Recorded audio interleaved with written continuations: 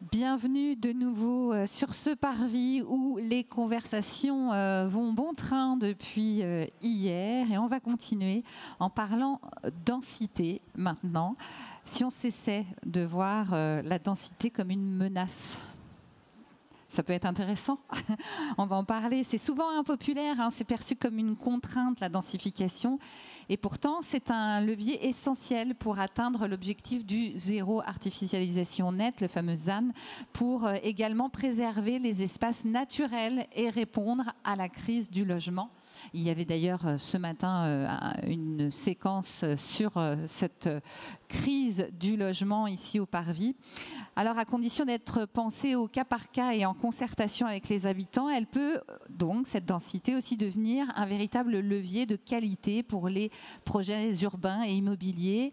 Elle permet de libérer de l'espace pour la nature en ville, de renforcer les services de proximité, de redynamiser des secteurs en perte d'attractivité. Alors, face à l'exigence de sobriété foncière actuelle, la densité n'est donc plus une option, mais comment en faire un moteur de qualité urbaine et de désirabilité des projets? Eh bien, on en parle tout de suite avec Raphaëlla Fournier, référente territoriale stratégie de densification urbaine au CEREMA, Noémie Bernard, directrice de l'aménagement et du renouvellement urbain chez Séquence, et Franck Gourdel, directeur de l'offre nouvelle chez Silène. Bonjour à tous les trois.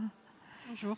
Bonjour. On va commencer avec le CEREMA. Vous avez, avec vous, Raphaëlla Fournier, vous avez travaillé sur les liens justement entre densité, cadre de vie et acceptabilité sociale. Et ces travaux montrent que la satisfaction des habitants ne dépend pas tant de la densité que d'autres facteurs.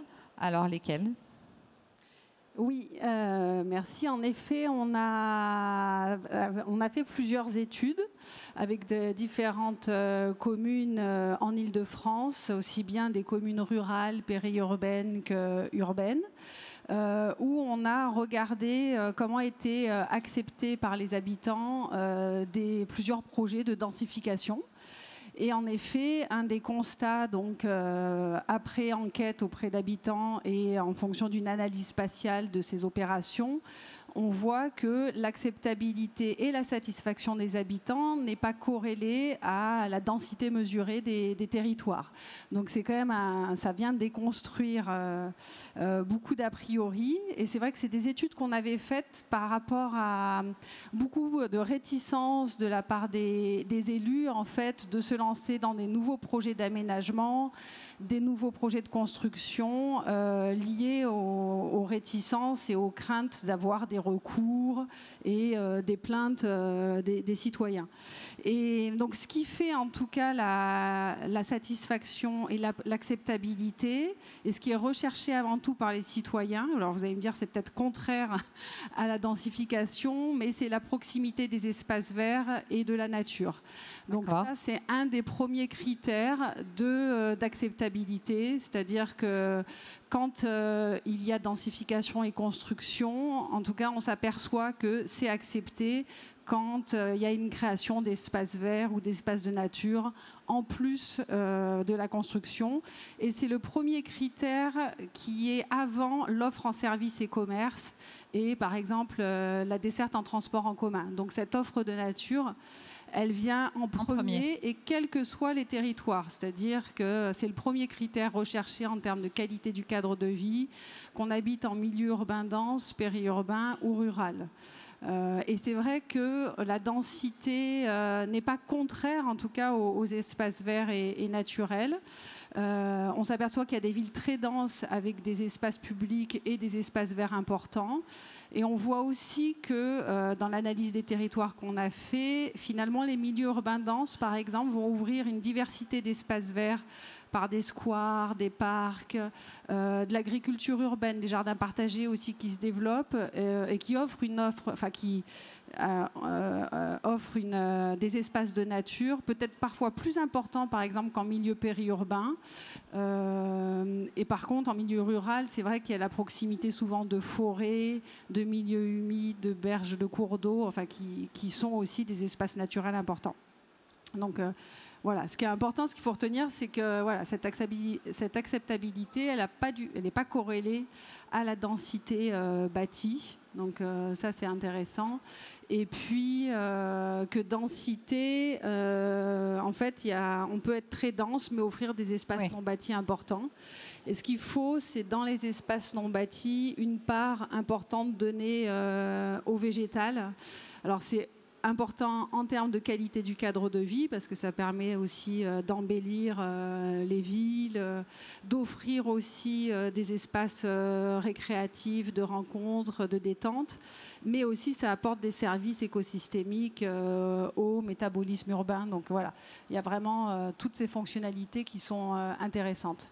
Et sur le terrain, c'est ce qu'on voit, Noémie Bernard et Franck Gourdel, en pratique, comment vous avez intégré, vous, ces déterminants, ce que disait Raphaëlla, proximité de la nature, offre commerciale en deuxième, comment cette densité, elle permet de renforcer ces dimensions. On commence avec vous, peut-être, Noémie Bernard.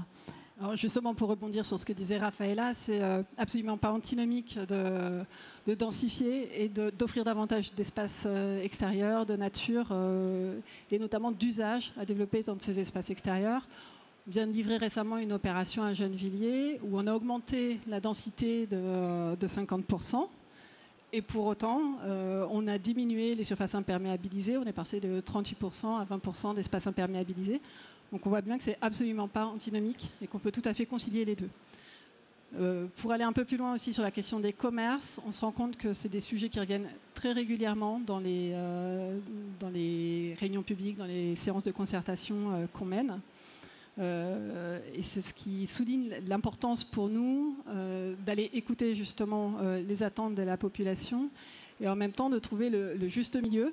Parce qu'il peut y avoir beaucoup d'attentes exprimées de la part des habitants et parfois des comportements par rapport au commerce qui ne sont pas en adéquation avec leurs attentes.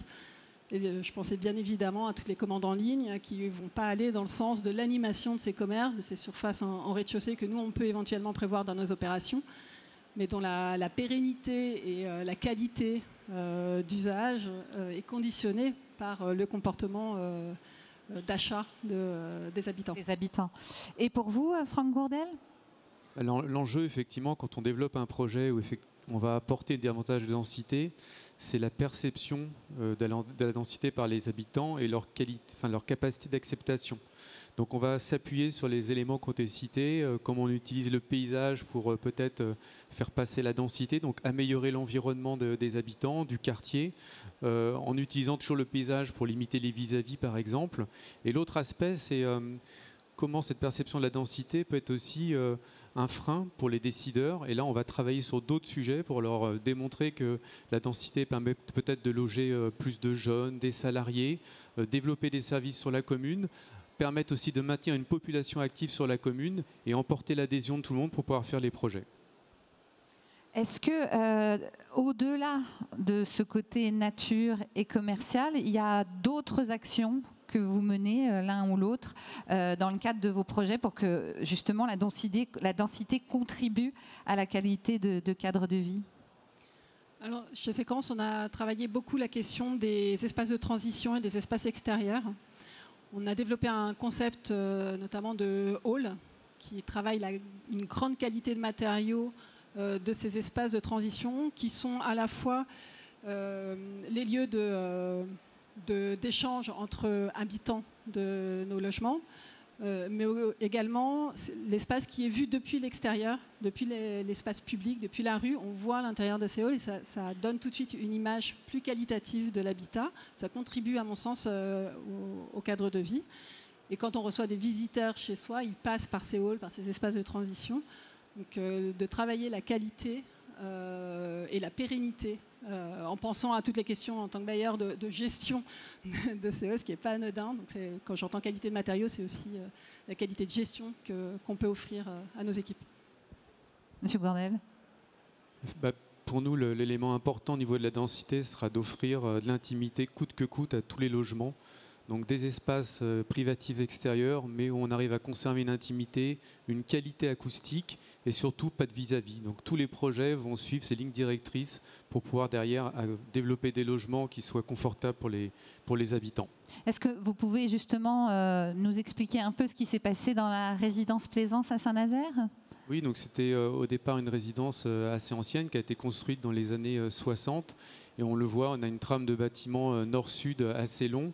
Et il y avait une transition qui était assez brutale avec le tissu pavillonnaire autour. On le voit donc sur la photo aérienne. On est venu construire des bâtiments en périphérie et au cœur de l'îlot pour créer une forme d'architecture transitoire entre les collectifs et les individuels, et ce qui a permis de faire une couture urbaine et aussi de créer une continuité de cet habitat individuel ou semi-individuel dans l'îlot. Et en plus de ça, donc on a retravaillé tous les espaces extérieurs en les requalifiant, leur donnant un usage qu'au début c'était des espaces qui étaient monotypiques, pas utilisés. On n'attribuait pas forcément une fonction, donc on est venu vraiment différencier les espaces de stationnement, les espaces verts, en leur donnant une fonction, rapporter plus de végétal, faire des îlots de fraîcheur à l'intérieur de l'îlot. Donc il y en a sans doute moins qu'au début, mais ils sont plus utilisés et l'intensité d'usage est meilleure. Très bien. Vous vouliez dire quelque chose Non, vous avez une slide normalement après sur le sujet qui va en complément parfaitement. Sur notre site Digny. Oui, le site Digny. On a beaucoup travaillé avec l'architecte sur cette notion de relation avec les avoisinants. On a travaillé à partir d'une maquette 3D de manière à pouvoir aller chez chacun des voisins, dans tous les pavillons environnants.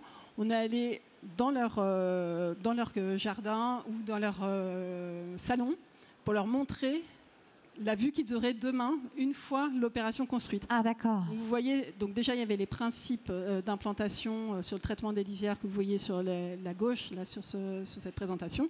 Et sur la droite, vous voyez le résultat. Avec l'adresse précise, la vue depuis le logement des voisins. On peut travailler donc sur la façon de concevoir. Ouais. Et on n'est pas arrivé avec un projet tout ficelé. On a aussi pu travailler en proposant des ajustements. On avait plusieurs scénarios d'implantation, ce qui nous a permis à terme de choisir le meilleur projet, au moins du point de vue des voisins, et qui correspondait aussi à nos intérêts et à nos objectifs de construction. Vous alliez réagir. Oui, je trouvais que c'était intéressant parce que de pouvoir voir depuis chaque appartement la vue sur la nature, c'est vraiment important, on le sait, pour le bien-être. Et pouvoir dire aux habitants, vous allez tous accéder à un petit coin de nature dans votre logement, ça me semble essentiel. Une réaction peut-être? Oui, enfin, c'est intéressant de voir les images, enfin les deux visuels des opérations, parce qu'on voit justement en effet une présence importante de nature. Et j'ai évidemment pas pris celui qui était... Et la réalisation, voilà, on voit l'importance de la part du végétal. Et c'est vrai que nous, dans nos études, on regarde en fait dans les espaces non bâtis la part qui est donnée au végétal, parce qu'on peut la mesurer par un taux de couverture arborée, par les différentes aussi strates végétales. Et on s'aperçoit que voilà, on peut être très dense et offrir des espaces non bâtis importants. Et ce qui est intéressant, c'est de mesurer cette part du végétal dans ces espaces. Donc voilà, en tout cas, on peut chiffrer par de l'analyse spatiale vraiment ces taux, et on voit que c'est vraiment corrélé au taux de satisfaction. Et ce qui est intéressant de souligner aussi, c'est que dans les quartiers dans lesquels on intervient, je suppose que c'est un peu pareil pour vous, on a beaucoup de nappes de parking qui rendent les sols complètement imperméables. Donc non seulement on va renaturer, mais on peut enrichir énormément la biodiversité en place. Oui. Parfois on a des grandes pelouses vertes également, mais assez pauvres finalement en biodiversité et en usage. Donc il faut trouver le juste milieu entre les une usages bonne taille qu'on peut permettre, voilà, et la place qu'on laisse à la nature. Juste pour rebondir sur le sujet des parkings, c'est quand même un point important parce que quand on vient densifier un quartier ou créer une opération dense, il faut se projeter dans les années futures et que justement la question du stationnement, des ordures ménagères ne crée pas des frictions avec les habitants ou à l'extérieur avec les riverains. Et on le voit quand même, le sujet des parkings, il faut bien anticiper le réel taux de motorisation des occupants pour qu'il n'y ait pas de conflit par la suite. Pour les ordures ménagères, un autre sujet très technique, il ne faut pas que les poubelles traînent partout. Donc tout ça, ça doit être pensé au départ dans une logique de gestion. C'est-à-dire pas le tout parking, mais pas du tout parking. Ça aussi, parce que on peut prendre une voie ou l'autre. Il faut trouver l'entre-deux et vraiment essayer de bien anticiper tous les sujets, parce que ça peut être un sujet de conflit de voisinage par la suite. Je comprends totalement. Se projeter loin dans les années de gestion. Alors là, on était plutôt, on va dire, en zone urbaine. Si on va en zone un peu plus détendue, la densité peut paraître contre-intuitive, puisque normalement, il y a plus de place. Pourtant, vos travaux montrent qu'elle peut être particulièrement bénéfique. Comment on l'explique au CEREMA ? Alors, il y a plusieurs choses dans votre question. Enfin, c'est vrai que déjà, les processus de densification, ce qui n'est pas la densité, touchent tous les territoires, y compris des territoires pas denses. Ce qu'on voit au niveau de l'artificialisation des sols, on s'aperçoit donc que l'artificialisation peut être importante, y compris dans des zones de décroissance démographique. Oui.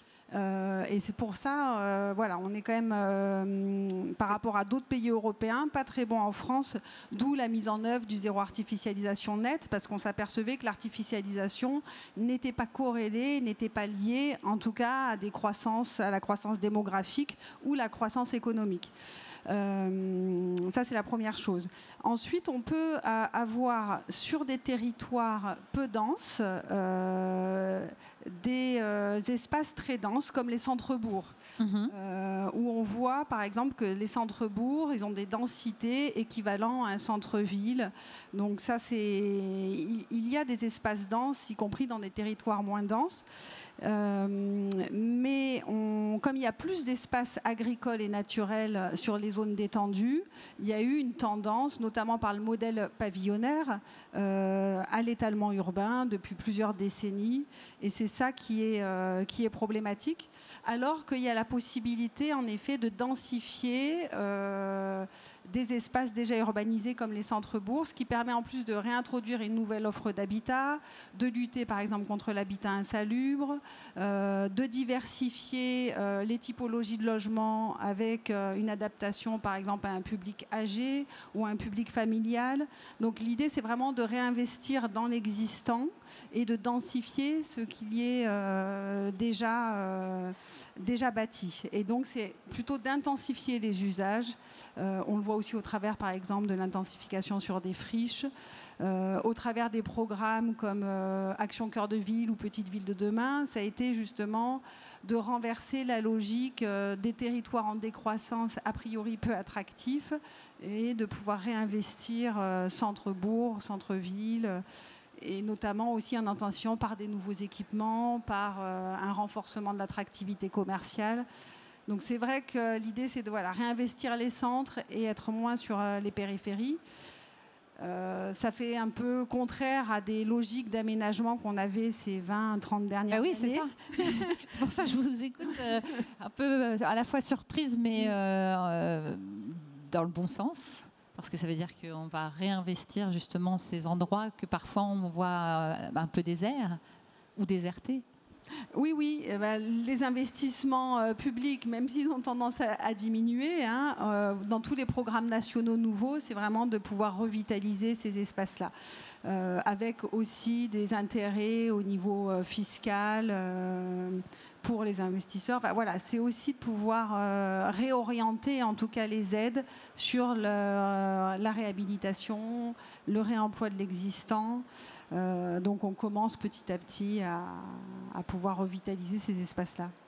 Est-ce que vous l'avez vécu justement, parce que on a parlé de Saint-Nazaire, mais vous êtes aussi dans des plus petites communautés, des communes, périurbaines ou rurales. Est-ce que vous partagez les constats de Raphaëla ? Oui, effectivement, on a les mêmes constats. En secteur rural, on a d'autres enjeux. C'est vraiment l'acceptation de la densité, bien souvent aussi dans un tissu pavillonnaire. Donc là, il faut travailler en amont la forme architecturale pour qu'elle s'intègre au mieux dans l'environnement des habitants et permettre que le projet derrière puisse être accepté sans difficulté. Donc on va retrouver une architecture traditionnelle, tout en réinventant quand même un petit peu les choses, avec des toitures, des bâtiments qui sont assez bas, avec une volumétrie de maisons individuelles, mais qui offrent des logements intermédiaires, donc plutôt collectifs. Et c'est vraiment intéressant, parce qu'en rez-de-chaussée, on peut avoir un logement accessible PMR, à l'étage un appartement, et on va travailler après tout ce qui est intimité, avec la gestion des vis-à-vis, dans l'opération, mais aussi vers l'extérieur. Donc là, on retrouve la question de paysage qui va être utilisée, mais aussi la forme architecturale avec des terrasses qui pourraient avoir des garde-corps un petit peu plus hauts. Donc là, on le voit sur cet exemple. Oui, à Saint-André-des-Eaux. Tout à fait. Une opération qu'on a réalisée à Saint-André-des-Eaux. On est sur 14 logements, donc elle n'est pas très grande. La parcelle fait 2300 m². Avant l'opération, il y avait un seul logement, donc on a réellement densifié. On a un mix entre des logements individuels et intermédiaires, donc deux logements superposés. Il y a une image de la terrasse, on voit qu'on a été relevé le garde-corps en y créant une fonction, donc le garde-corps fait 1,60 m de hauteur, il y a un rangement. Les accès sont individualisés, les appartements rez-de-chaussée accessibles PMR, et le plan de masse de l'opération est un petit peu particulier, ce qui permet de créer des reculs au droit des espaces des maisons autour, mais qui sont les plus utilisés pour préserver les intimités. Donc c'est vraiment. Est-ce qu'on peut peut-être avoir la slide juste avant, s'il vous plaît, voilà. Voilà, on la voit, la conception particulière là, sur l'axonométrie. Donc le bâtiment parfois vient un petit peu s'éloigner ou se rapprocher pour créer de la distance avec des points très importants concernant les riverains et éviter les vis-à-vis. On est sur une architecture de lucarne aussi pour qu'il n'y ait pas des vues directes, notamment par rapport aux logements qui sont au-dessous. Donc on essaye de penser les détails et on le voit à l'échelle du quartier. Finalement, les constructions, on retrouve l'implantation d'une maison individuelle quand on exclut les terrasses. Là, on est dans une très petite commune où vous pouvez nous expliquer un peu Alors, c'est une petite commune, effectivement. L'environnement, quoi. Oui, une commune où il y a un centre-bourg assez dense, donc qui répond aux critères. Et il y a eu des extensions pavillonnaires, comme dans beaucoup de communes. Et là, on se situe dans le cadre de ce contexte pavillonnaire d'une commune de 3 000 à 4 000 habitants. Peut-être juste pour intervenir. Allez-y. Ce qui est intéressant, c'est qu'on voit que là, on est sur de l'habitat individuel groupé ou intermédiaire, comme vous avez dit. Et en fait, on est sur des densités bâties équivalentes, par exemple, à des immeubles en plot dans les ZAC de 4-5 étages. Donc, c'est quand même intéressant de voir aussi qu'il y a plusieurs formes de densification. Oui. Dont celles-ci sont quand même en général acceptées au niveau, socialement. Et c'est aussi important de faire de la pédagogie sur toutes les formes de densification possibles et, à densité équivalente. Et je pense que voilà, ce type d'opération montre qu'il est possible de densifier, y compris dans des territoires où on est plutôt sur de l'habitat individuel. Et on voit aussi sur des tissus pavillonnaires, nous on avait posé la question dans nos études sur les stratégies de densification, qu'est-ce qui serait le mieux selon les habitants. Et on voit par exemple qu'en milieu rural, la question de densifier par de la division parcellaire, elle est très acceptée parce qu'en même temps, c'est là l'habitant propriétaire foncier qui trouve un intérêt aussi, lui, à se dire si je veux faire évoluer, en effet. Donc ces questions d'acceptabilité, elles sont liées aussi à bien sûr à des intérêts personnels individuels, mais voilà, c'est des formes urbaines en tout cas qui sont plus acceptées. Tout à l'heure, on a vu ce que vous proposiez, vous, du côté d'Igny. Est-ce que vous aussi, vous avez... Parce qu'on était déjà un peu plus dans le périurbain, là. Effectivement.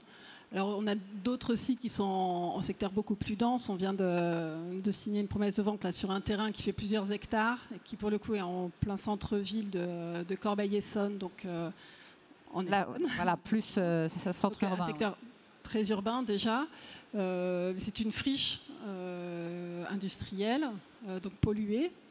Et ça répond à pas mal des critères qui étaient soulignés tout à l'heure, à savoir que ça va nous permettre d'accompagner aussi Action Cœur de Ville, le programme Action Cœur de Ville, en créant de l'offre nouvelle et de contribuer à la résolution des problématiques de logement insalubre dans le cœur de ville.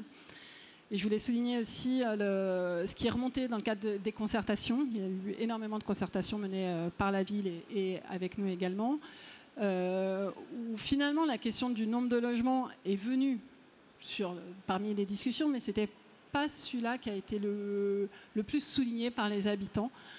En revanche, la question des commerces et les espaces extérieurs, le fait de pouvoir se poser sur ces espaces extérieurs, avoir des endroits où s'asseoir sur des bancs, avoir un parvis devant l'école. Finalement, de pouvoir vivre ces endroits et pas seulement d'y passer. Voilà, et de travailler sur les communs. En fait. Qu'est-ce que ça apporte à l'ensemble de la population et pas uniquement au logement que nous allons produire pour nos locataires. D'avoir un regard beaucoup plus complet. Et c'est là que se trouvent vraiment les attentes des habitants, en tout cas de ce que j'en ai entendu dans le cadre de la concertation. Pour terminer, je vais vous poser la question à tous les trois, puis celui ou celle qui veut prend la parole. Si vous deviez retenir un principe directeur pour que la densité contribue activement, donc ce qu'on cherche à faire à la qualité de cadre de vie pour les habitants et les riverains, ce serait lequel ? Allez, je me lance. Allez. Bien évidemment, la qualité du logement, de la cellule logement à proprement parler. Ça, c'est number one. Voilà, c'est une évidence, on va dire. Oui, c'est vrai. Ça, on a beaucoup d'expérience aussi, en tout cas, pour y réfléchir et pour y travailler. J'espère qu'on le fait le plus souvent possible. Je pense que l'enjeu pour les bailleurs sociaux que nous sommes, c'est de dézoomer le regard et de s'extraire du regard bâtimentaire pour apporter vraiment un regard urbain. Comme je disais tout à l'heure, de comprendre les besoins, les potentiels du site, et d'essayer de concilier à la fois les attentes, la réalité opérationnelle, il ne faut pas promettre tout et n'importe quoi, et puis bien évidemment répondre à nos enjeux économiques. Voilà, et les espaces de renaturation n'ont pas encore une valeur économique, ça y viendra peut-être, mais ce n'est pas encore tout à fait le cas. Donc il y a toute cette équation à trouver. L'enjeu pour nous est là, c'est de trouver le bon équilibre et de dézoomer le regard. Monsieur Courtel ? Ce que je retiens, c'est que vraiment la densité, elle n'est pas incompatible avec le projet paysager, la préservation de la nature et le droit à pouvoir effectivement accéder à des espaces verts à proximité pour tout le monde. Il est très important et c'est un vecteur d'acceptation essentiel. Madame Fournier ? Alors, moi, je reprendrai justement l'idée de conciliation entre espace bâti et non bâti. Donc, il y a un équilibre à trouver, une équation à résoudre, mais c'est tout à fait possible et c'est justement pas incompatible. On a l'impression que ça l'est et au contraire, en fait, il y a vraiment... on peut être dense tout en offrant des espaces libres importants et il faut à la fois densifier et végétaliser. Je pense que c'est vraiment l'articulation des deux et penser dans son ensemble. Merci beaucoup à tous les trois. Merci. Merci. Merci. On se retrouve dans quelques minutes pour la remise des prix du prix d'architecture du projet citoyen. Et merci encore.